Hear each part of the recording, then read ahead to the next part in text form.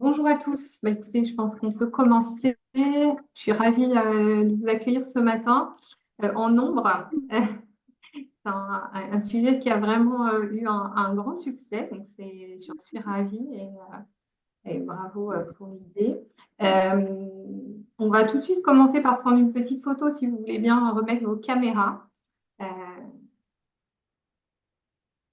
Petite photo souvenir avec l'ambiance.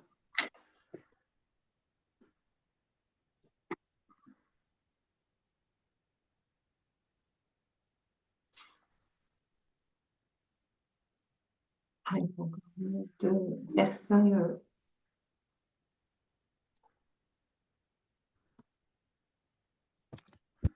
Là. Est-ce que vous êtes prêts pour un joli sourire? C'est parti. Voilà, je prends la photo. À tout de suite. Je vous confirme de suite qu'elle ressemble à quelque chose. Voilà, c'est parfait. Merci à tous pour la photo. Eh bien, on va commencer. Donc, ravi de passer ces 45 minutes ensemble sur la thématique les clés du succès pour un rapport RSE réussi avec l'entreprise Un air d'ici Juste Bio. Donc, d'abord, merci à l'équipe, Damien Chabran, responsable RSE et HSE, Sophie M, directrice de la communication, et bien sûr Franck Bonfils, fondateur et président de la société Un air d'ici Juste Bio, qui a qui va partager son expérience sur la réalisation d'un rapport et la publication d'un rapport RSE. Merci Franck de ce témoignage. Euh, donc, on va vous laisser peut-être présenter l'entreprise et puis on abordera de façon pragmatique la thématique du rapport RSE qui aujourd'hui, pour resituer un petit peu le sujet, est plutôt l'apanage des grands groupes, mais ça change. Donc, les PME sont aussi concernés par ce type de communication autour de leurs bonnes pratiques RSE. Donc, on va être ravis d'en savoir plus. Franck, je vous laisse la parole. Parfait. Merci, bonjour à tous. Très heureux de partager ce moment avec vous et très heureux aussi de voir l'engouement qu'il y a autour de ce sujet principal, la RSE. Donc, NRDC, c'est le nom de l'entreprise. Juste Bio, c'est le nom de notre marque. Nous faisons des fruits secs bio pour la grande distribution que nous vendons essentiellement en vrac, sans emballage. J'ai créé l'entreprise il y a 24 ans dans ma cuisine avec mes parents. Aujourd'hui, Juste Bio, enfin, un air d'ici, c'est 130 salariés basés à Carpentras, près d'Avignon, présent dans 6000 points de vente avec une gamme de à peu près 140 références de graines et fruits secs.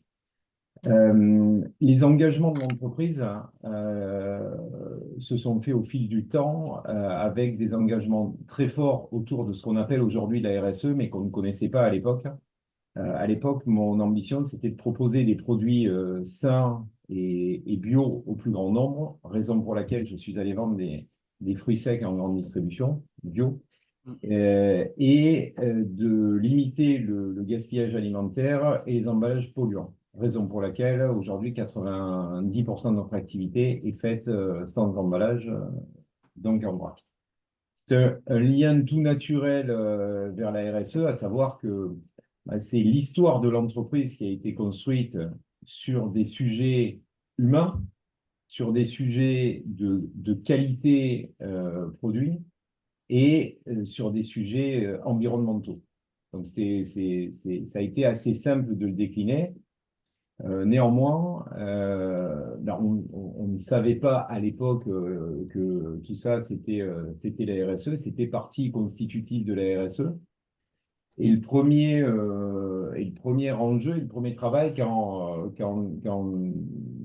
les sujets de structuration RSE sont apparus, ça a été de dire, au final, qu'est-ce qu'on a comme élément, qu'est-ce qu'on a comme matériaux. On s'est aperçu qu'on en avait beaucoup. Et donc, tout l'enjeu, au départ, a été de quantifier et d'identifier tout ce qu'on avait, hein. Et donc, si vous voulez, les motivations, la motivation première pour construire un livret RSE, ça a été de dire, depuis 24 ans, on fait beaucoup, beaucoup de choses.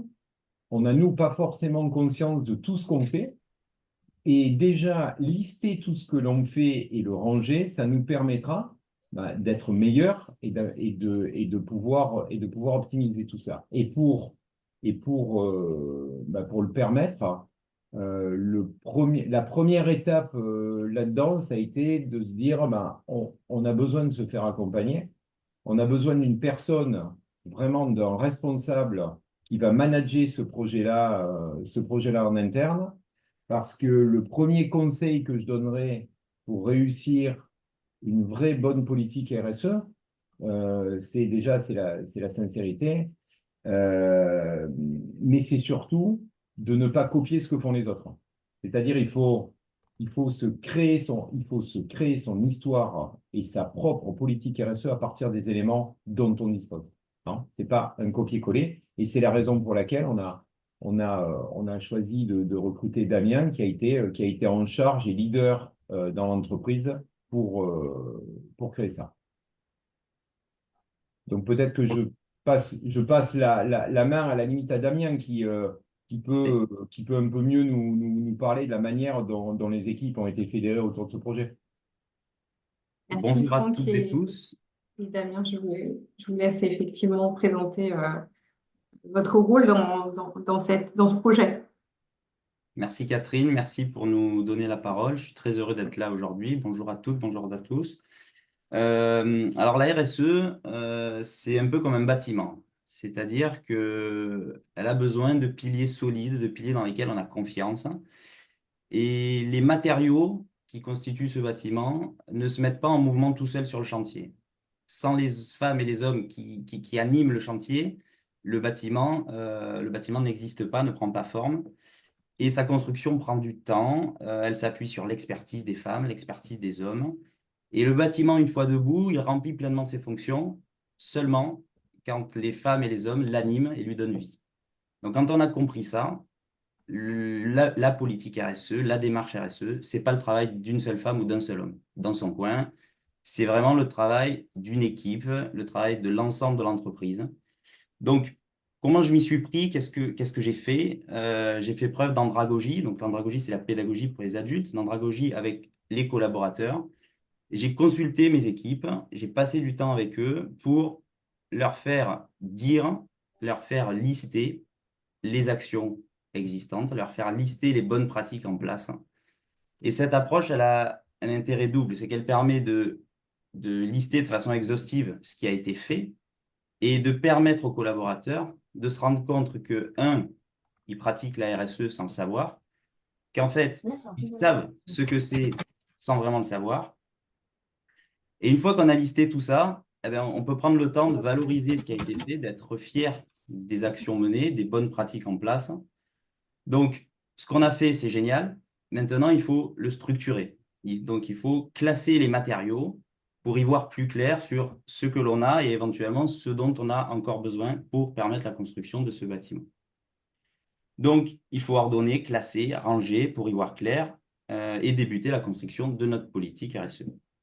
J'ai donc pris le temps avec mes équipes de classer chaque action suivant les 3 engagements d'un RDC. Donc, l'humain, qui est notre principale richesse. Donc, pas plus tard que samedi, on a organisé un kit day sur nos sites de production et nos sites logistiques.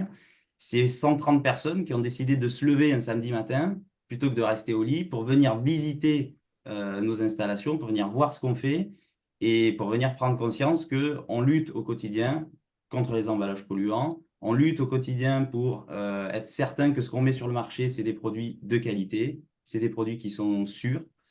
C'est des produits avec 100% d'ingrédients bio, sans arômes, sans conservateurs, et de prendre conscience de tous nos engagements pour l'environnement. Donc, tout ce qu'on fait, c'est génial, mais on peut aller encore plus loin. Donc, une fois qu'on a rangé tout ça, j'ai challengé les équipes pour aller encore plus loin, pour faire différemment, pour enrichir nos solutions. Et pour ça, j'ai sollicité les collaborateurs pour constituer un comité RSE. Donc, le comité RSE, il n'est pas imposé, il est sur la base du volontariat. Donc, chaque collaborateur peut décider de candidater, de proposer sa candidature pour dire, voilà, j'ai envie de faire partie de l'aventure, j'ai envie de proposer des idées, j'ai envie d'être le porte-parole de mes collègues pour faire remonter des idées. Donc, les réunions, ce n'est pas chaque semaine, hein. Une par trimestre, c'est très bien. Ça permet voilà, de recentrer les propositions. Les idées fusent et grâce à ça, on progresse. Donc, le meilleur déchet, c'est le déchet qu'on ne produit pas. Donc, effectivement, dans la conception de nos lignes de production, on va supprimer les étiquettes grâce à un marquage laser. On va supprimer le scotch grâce à des points de colle. On va supprimer les emballages grâce au vrac. Donc, le vrac, pour vous donner une idée, c'est 300 tonnes d'emballage qu'on ne met pas sur le marché chaque année. Mais on veut aller plus loin. Donc, grâce au comité RSE, grâce du coup à la force et à la dynamique que ça donne, on a challengé nos agriculteurs partenaires pour se dire, aujourd'hui, l'emballage, il joue un rôle prépondérant, c'est clair. Il est là pour protéger les aliments, d'autant plus sur des produits qui viennent de loin. Donc, si on prend l'exemple de la noix de cajou qui vient du Vietnam et qui transite par voie maritime jusqu'à chez nous, l'emballage, il est clairement indispensable. Mais on a réussi à supprimer 6 tonnes d'emballage par an en accompagnant et en équipant nos agriculteurs partenaires de solutions pour conditionner ces noix de cajou en big bag, sous vide. Donc voilà un petit peu la dynamique que j'ai réussi à mettre autour de la RSE.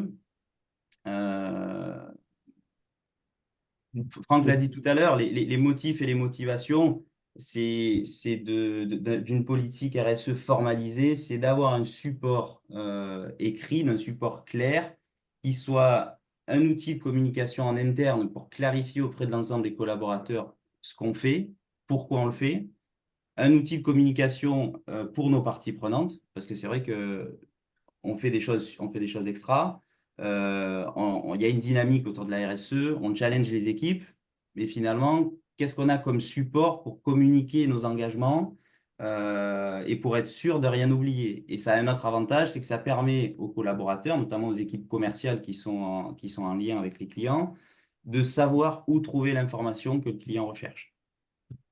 Et je rajoute, en fait, ce que dit Damien est extrêmement important sur le fait que le point de départ de la RSE, c'est les objectifs qu'on se fixe et les piliers qu'on choisit.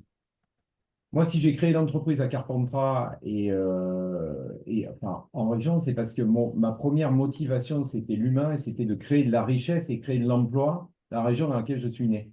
Donc, OK, faisons de ça le premier pilier de notre responsabilité sociale et environnementale. D'accord? Donc, l'humain. Le deuxième, c'est de proposer au plus grand nombre des produits sains et de qualité. Bah, super, c'est facile. Faisons de ce deuxième pilier notre deuxième engagement RSE autour de la qualité et de la sécurité alimentaire des produits. Et le troisième, c'est de dire il faut que mes produits soient le moins impactants possible pour l'environnement dans lequel on vit.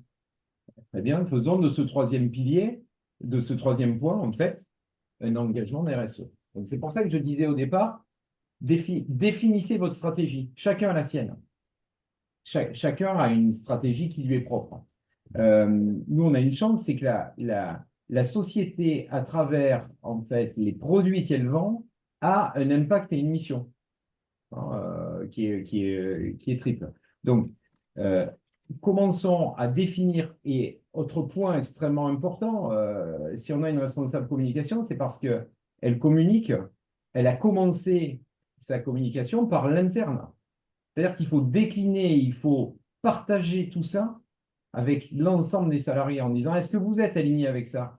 Si vous êtes ici, c'est parce que vous avez une mission, c'est parce que vous devez, à chaque fois que vous opérez, d'accord, à n'importe quel niveau de l'entreprise, vous devez garder en tête est-ce que je suis en ligne avec ces 3 engagements de l'entreprise? Et donc, pour tout ça, c'est plus facile. Damien le rappelait. En fait, pour nous, les sujets environnementaux et les sujets de réduction d'emballage sont des curseurs. On les pousse le plus loin possible. Hein. Et là, Damien a cité quelques exemples. J'en citerai un de plus sur la réduction de l'emballage. C'est de se dire qu'avant, on utilisait des étiquettes sur des cartons qu'on a supprimés. On s'est dit, bah, on va remplacer ça par du jet d'encre. On avait supprimé 2 millions d'étiquettes par an. Donc c'est super. On aurait pu s'arrêter là. Sauf que les équipes sont tellement impliquées qu'on s'est dit, bah, du jet d'encre, c'est toujours des solvants et de l'encre. Donc on peut aller plus loin. Donc on a remplacé cette technologie par du marquage laser. Donc on vient brûler les cartons. Et là, on se dit, super, en fait, on a encore gagné une étape, c'est celle du solvant et de l'encre. Et idem sur le ruban, tout à l'heure, Damien parlait du ruban. Le ruban autour du carton, on est passé du scotch enfin, du ruban plastique à un ruban craft. On aurait pu se dire, ouais, c'est bien, on a déjà supprimé du plastique. Mais non, on est allé plus loin. Ah, 21 juin. Grâce aux 21. équipes, on est allé plus loin. C'était le jour C'est juste que que Sophie Je Védrel peux coupe plus son rien micro, plus s'il vous faire. plaît. Et donc, on a supprimé ce plastique, on l'a remplacé par du craft. On est allé le remplacer par des points de colle. On aurait pu s'arrêter là en disant génial, on a supprimé 2400 km de ruban adhésif. Mais non, on a travaillé avec les parties prenantes, c'est-à-dire le fournisseur de billes de colle, pour dire qu'est-ce qu'on peut faire pour améliorer le sujet. En fait, ce qu'on a fait pour améliorer le sujet, c'est remplacer cette colle synthétique par une colle d'origine végétale. Et demain, on va essayer de réfléchir en disant, mais comment on peut le supprimer totalement? Comment on peut la supprimer, cette colle? Et des exemples comme ça, on en a plein. Mais ça n'est drivé que par les, les salariés, hein, les femmes et les hommes qui font vivre ça. Alors évidemment, tout ça se fait pas aussi facilement. Hein, c'est pas rose. On rencontre des freins, on rencontre des difficultés. Damien en parlera mieux que moi, mais la première de ces difficultés, c'est forcément que c'est chronophage, tout ça. Peut-être Damien, tu veux parler des difficultés ou Catherine, est-ce que vous pensez, enfin, voilà, si vous avez des questions. En fait, moi, l'idée, c'est d'avoir une discussion hein, et donc de passer un peu de temps pour vous raconter comment ça s'est passé et ensuite d'interagir. Ça me paraît pas mal, non? Ah, micro, Catherine. Excusez-moi. Merci beaucoup, Franck, pour toutes ces précisions. Ainsi que Damien, c'est très clair. Je pense que là, on comprend que votre stratégie RSE est vraiment a été définie, pensée et part de l'interne. Alors, je pense que ce que les personnes participantes à l'événement aujourd'hui aimeraient savoir aussi, c'est comment vous en êtes arrivé à ce document qu'on ne voit pas, pardon. J'essaie de vous montrer le rapport RSE. Que vous pouvez Est-ce retrouver, que vous que, pouvez retrouver sur notre site internet. tout à fait, comment concrètement ça s'est développé, avec qui en interne et bien sûr avec des partenaires externes. C'est ça, pragmatiquement, comment vous avez mis en place ce projet pour qu'il prenne vie en fait. Damien, peut-être tu veux en Ok. parler? Donc, pour la mise en place de cette politique, donc de ce livret voilà, que vous avez ici, donc c'est un livret qui fait une vingtaine de pages, qui se veut illustrer. Donc, l'idée, le cahier des charges de départ, c'était d'obtenir un livrable qui soit facilement consultable et avec lequel on arrive à capter l'information sans forcément la nécessité de lire l'intégralité du contenu. Donc un peu comme un magazine où on va finalement en le feuilletant capter les informations avec des textes qui sont mis en évidence, des illustrations qui parlent d'elles-mêmes. Euh, donc ça, c'était le cahier des charges de départ. Effectivement, je le disais, et ça se traduit dans ce que dit Franck aussi, la base de tout ça, c'est l'humain. Donc évidemment, je n'ai pas fait ça dans mon coin tout seul. Évidemment, on s'est entouré. Comment ça s'est passé? C'est qu'il y a plusieurs grandes étapes. La première, c'est de construire la colonne vertébrale ou la charpente, si on veut reprendre la métaphore du bâtiment. Donc, c'est de s'assurer que la charpente du bâtiment va être solide. Une fois qu'on a validé la structure, la colonne vertébrale de la politique, on a travaillé sur le wording, donc sur le texte. Donc, on va dire qu'on a tapé le texte au kilomètre sans forcément se soucier voilà, de la mise en page et de l'enchaînement, mais plutôt sur le contenu des informations qu'on voulait passer. Donc, à chaque étape, il y a des jalons de validation avec les membres du CODIR, avec les gens qui sont impliqués, qui sont sensibles sur les sujets. Donc, si on aborde des sujets agriculteurs partenaires, bien évidemment qu'on va impliquer les achats. Une fois que le texte est validé, il va falloir se poser la question de quels exemples on choisit. Parce qu'effectivement, dans un livret, on ne peut pas être exhaustif, ce n'est pas possible. Donc, quels exemples on va mettre en avant, quels chiffres. Il faut s'assurer à chaque fois qu'on avance un chiffre qu'on a la possibilité d'en apporter la preuve. Et donc ça, c'est pour l'organisation qui est autour. Et pour vous donner une idée du temps que ça prend, c'est un travail de fond d'à peu près 6 mois pour donner naissance au livret. Donc effectivement, on avait les matériaux pour construire le bâtiment. Par contre, ça ne sort pas de terre tout seul. Et il faut prendre le temps, valider à chaque étape qu'on va dans le bon sens, qu'on est tous alignés avec ça, qu'on est, voilà. Et la dernière étape, c'est la mise en forme, où là, c'est que du plaisir. C'est presque le plus long, mais c'est que du plaisir pour avoir quelque chose qui nous ressemble, qui soit sincère. Et tout à l'heure, Franck parlait des freins. Donc, effectivement, chronophage, on l'a dit, c'est essentiellement du temps homme, hein, c'est 6 mois de travail un peu en sous-marin. Le deuxième frein, c'est éventuellement les incohérences réglementaires versus la RSE. Donc, je prendrai un exemple qui est parlant, c'est celui de l'emballage compostable. Donc, nous, on avait fait le choix d'emballage compostable. Donc, encore une fois, on avait poussé le curseur encore plus loin. Et on a lancé une analyse de cycle de vie comparative des emballages pour pouvoir apporter la preuve que le choix qu'on avait fait était le plus judicieux. Sauf que là, tout s'effondre. La filière compostable n'est pas mature aujourd'hui et le résultat de la CV, c'est que l'emballage recyclable est plus vertueux pour l'environnement que l'emballage compostable.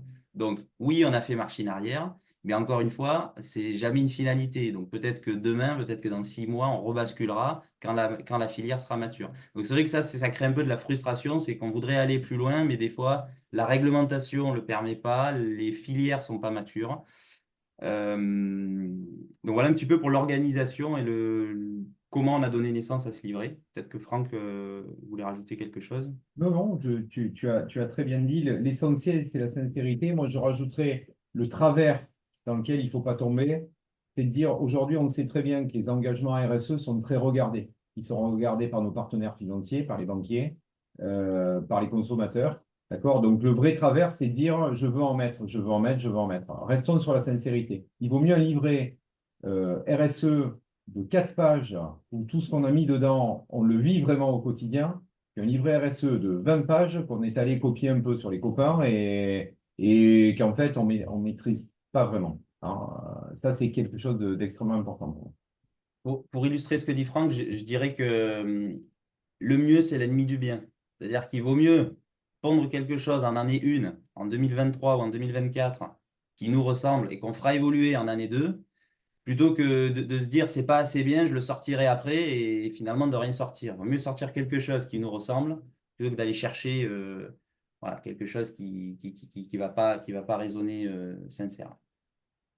Et le lien direct avec la FEF et avec le label PME+, il est assez évident. Il est sur l'humain. Hein, pour moi il y a évidemment l'accompagnement et le café de ce matin en est l'illustration. C'est-à-dire qu'on partage, il y a un partage d'informations. Hein, tout ce qui est fait par les uns peut donner des idées aux autres. Donc il y a ce partage-là. Et puis n'oublions pas que le tissu des PME en France et ce que représente PME+, c'est-à-dire des PME françaises, c'est le premier pilier, c'est le pilier humain de l'RSE. Donc en fait, ce PME+, il fait écho directement au premier engagement qu'on a choisi, nous, dans notre démarche RSE, qui est celui de l'humain.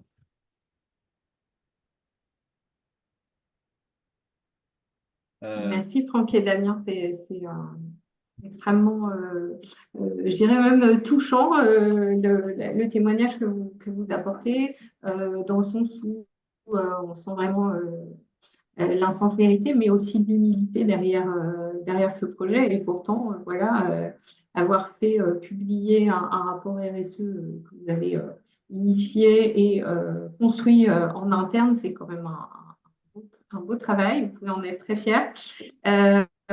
J'aimerais compléter, si c'est possible, et comprendre, si vous voulez bien le partager, quels ont été vos partenaires externes sur le projet. Alors, sur le projet de la politique RSE, alors purement sur le livret, on a internalisé la totalité de la conception, de la sortie de terre de cette politique. La seule chose qu'on a sous-traité, c'est l'impression. On a sous-traité ça à un imprimeur.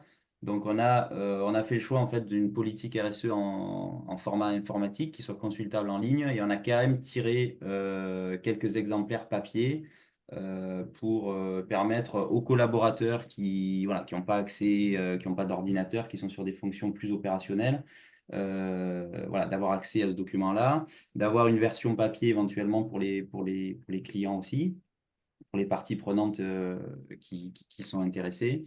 Donc ça, c'est pour les partenaires purement sur le projet. Et puis les partenaires au sens large sur la démarche RSE, ben, c'est avant tout les femmes et les hommes avec qui on collabore, avec qui on progresse. Donc c'est Estelle Marin qui est expert RSE au CRIT, c'est Yvan Deloche, expert énergie au CRIT, c'est Stéphane Ville, expert énergie chez G2E Sud-Est, c'est Catherine Barrois qui nous donne la parole aujourd'hui, c'est Christine Barthes, directrice déléguée de la FEF, qui permet l'organisation de journées comme les 10 ans de PME+. Voilà, donc c'est toutes ces personnes qui sont experts sur différents sujets, qui permettent aux PME de progresser,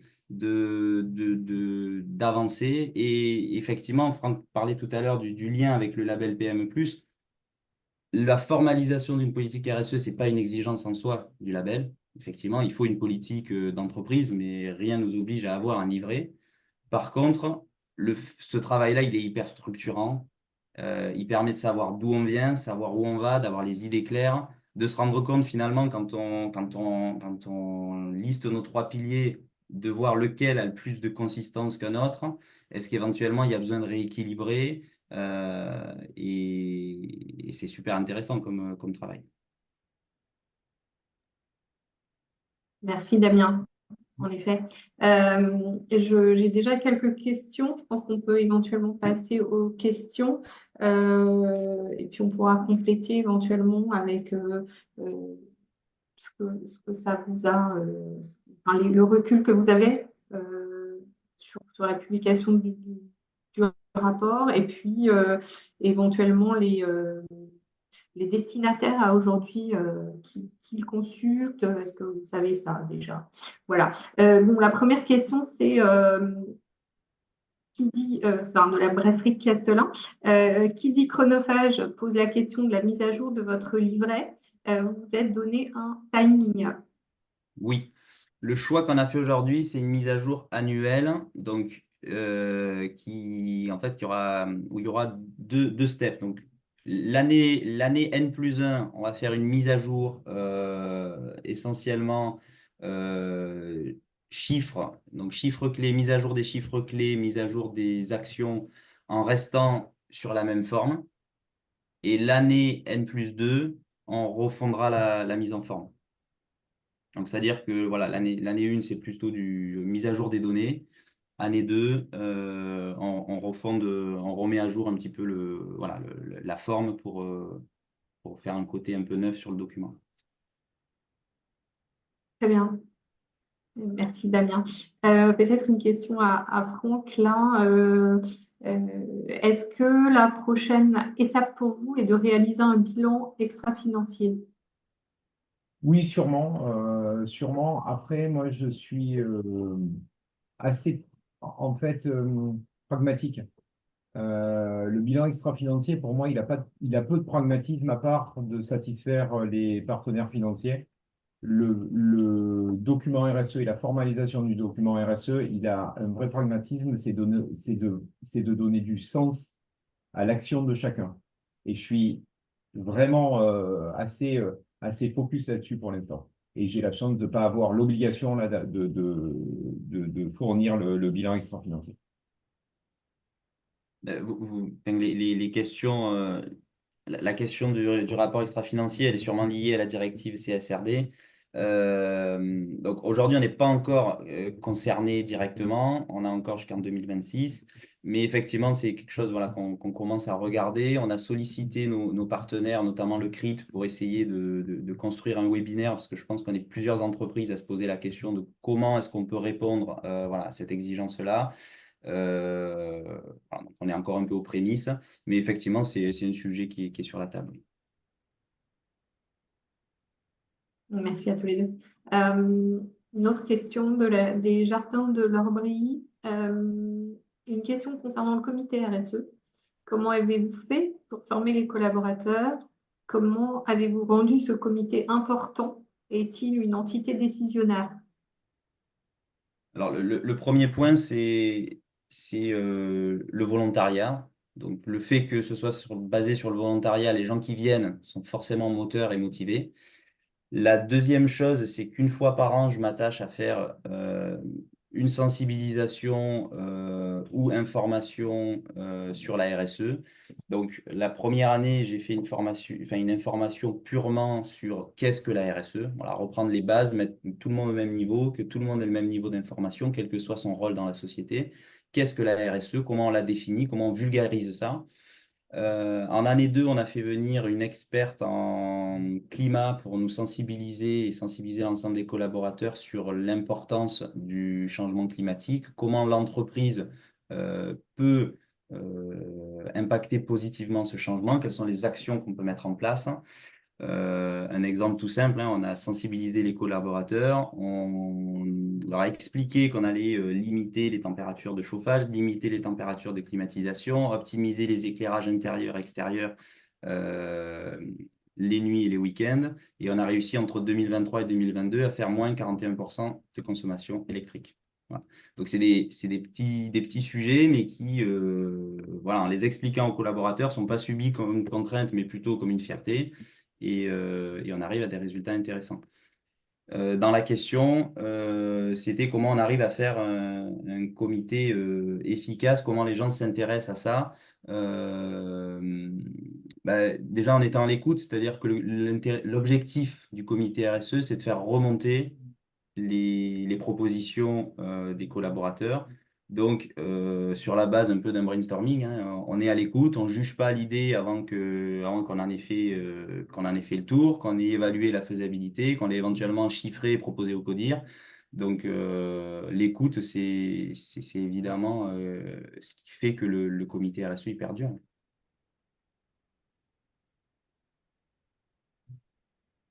Merci Damien. Est-ce qu'il y a d'autres questions? Vous pouvez les poser à l'oral ou dans le chat, n'hésitez pas. Je suis sûre qu'il y a plein de questions. Moi j'ai une autre question du coup, si je peux me Oui, permettre allez. de la poser à l'oral. Bonjour. Une autre Bonjour. question sur du coup ce coup-ci le rapport. Quelle a été l'importance du service communication dans le rapport? Comment vous avez travaillé avec ce service pour qu'il soit pertinent? Et quel temps a été attribué? Enfin, s'il y a un pourcentage de temps entre le fond et la forme? Voilà, ça m'intéresserait de savoir pour que je puisse. J'apprécie la question parce que j'ai pas suffisamment mis en lumière le service communication pendant mon intervention. Effectivement, le service communication joue un rôle prépondérant dans la RSE. Moi, j'ai d'autres casquettes, donc c'est vrai que voilà, je peux pas m'occuper de tout.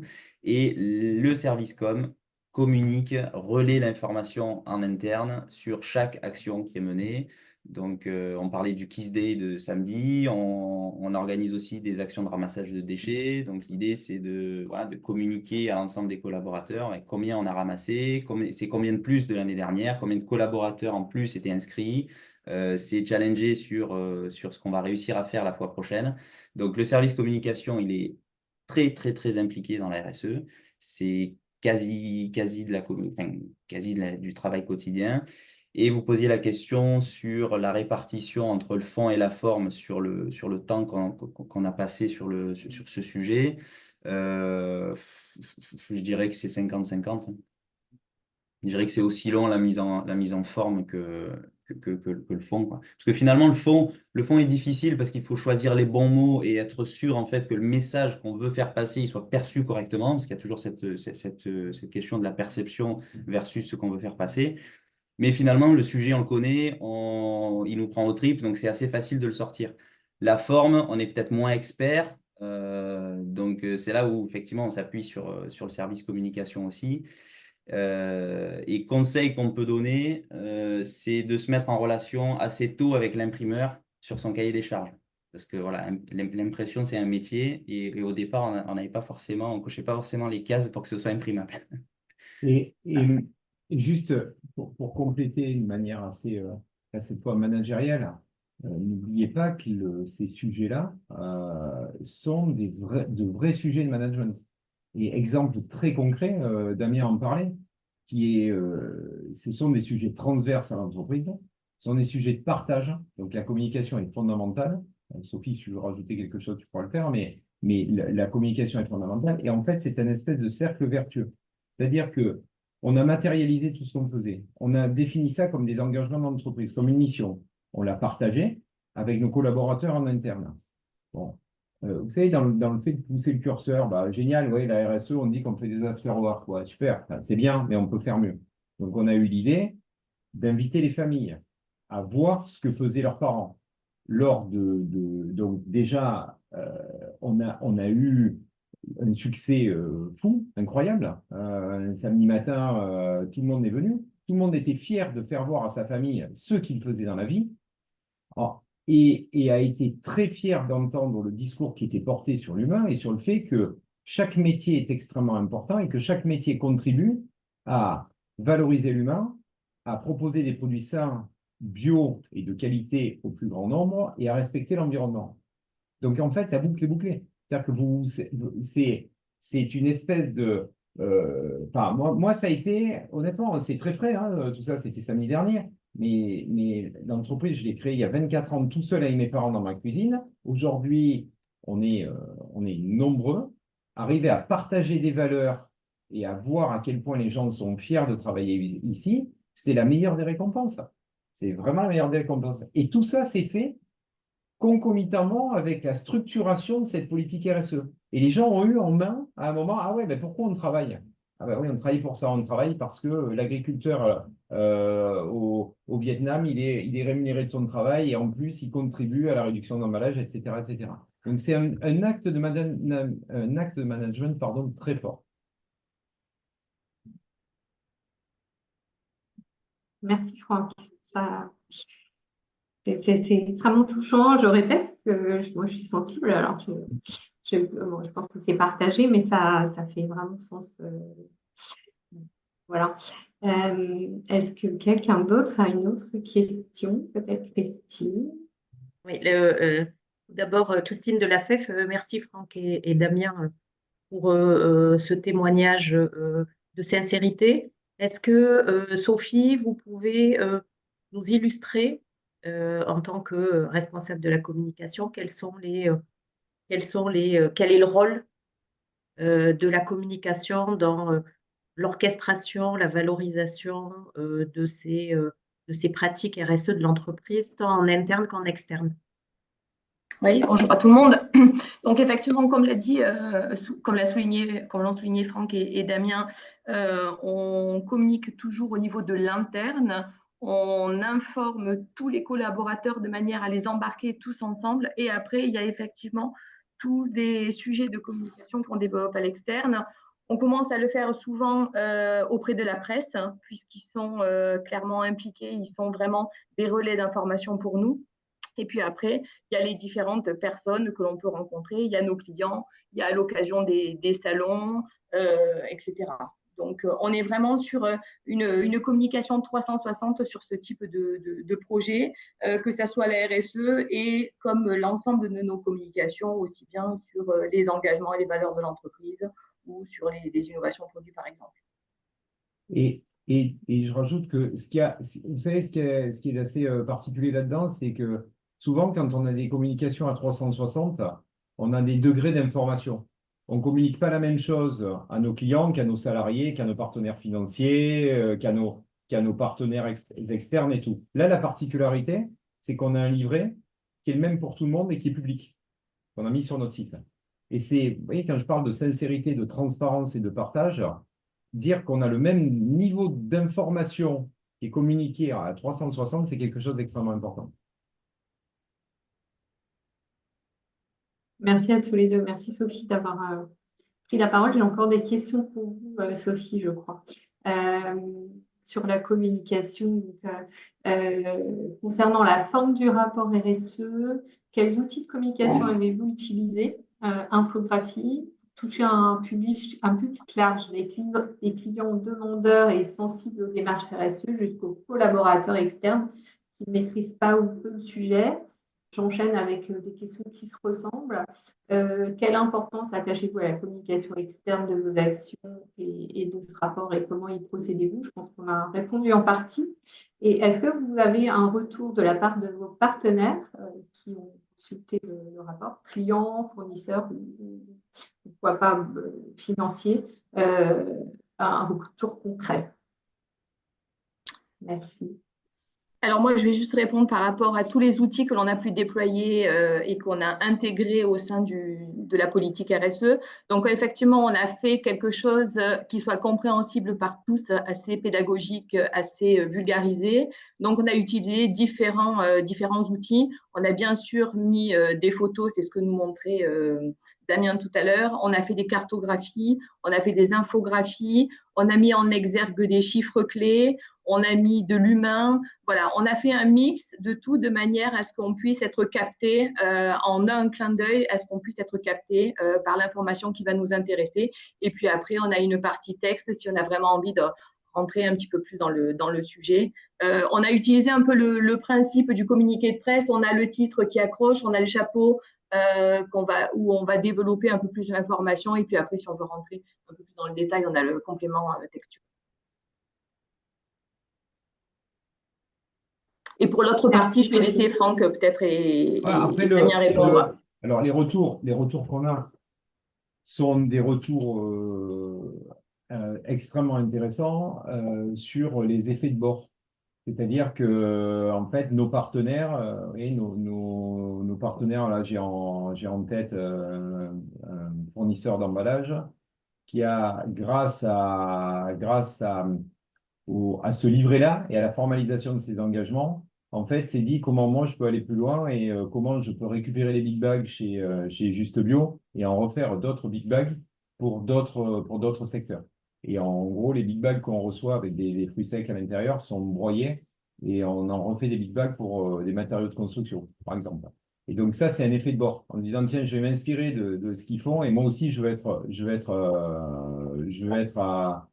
à un niveau. Et donc, ça, c'est une bonne récompense.